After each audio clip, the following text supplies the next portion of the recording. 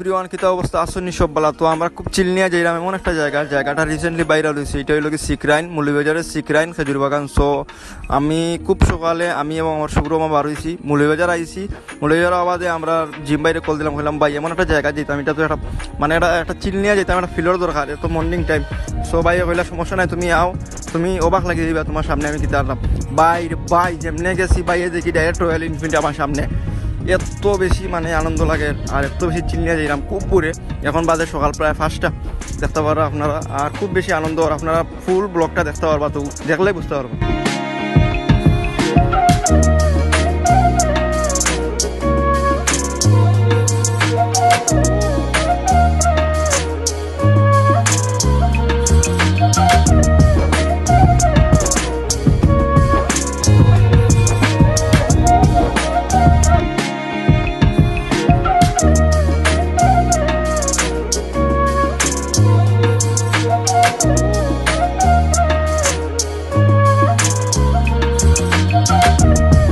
যত কল্পনা স্বল্পনা পরে আমরা সেই শিখরাইল আইছি।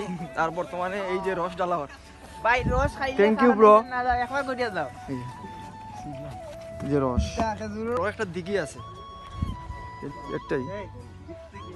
এখন সবাই রস নিতে পারেন, খেতে পারেন। আচ্ছা এটা কোন সময় লাগাইন? মানে এটা সকাল 10টায় লাগাই, সকাল 10টা, 11টার সময় উঠে সারা রাতে টোপে রস পড়ে। সকাল 10টার দিকে লাগাইন এটা। আর সারা দিন এবং সারা রাত এটা থাকে। আর খুব বুড়ে মানে এটা লামানি হয় আর কি। ইনভেস্টিগেশন ফর দিস আমার শুভ্র মামা। এখানে কিতা হয়? ইনভেস্টিগেশন ফর শেখরাই না, এখানে কিতা হয়?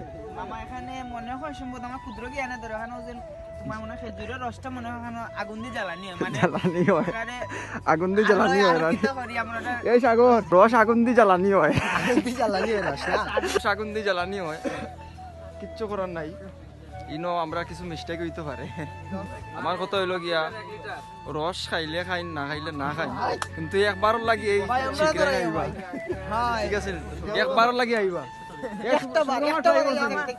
একবার রস খাইলে খাই, না খাইলে না খাই, কিন্তু বন্ধুরা জায়গাটা কিন্তু আসলে মারাত্মক, আপনারা মিস করবা। আরে না পুরাই মারাত্মক।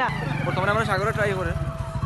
আপনারা যারা এখানে আইবা, আমি মানে সাজেস্ট করবো আপনারা প্রপারলি রোডর ইনফরমেশন নিয়ে আইবা।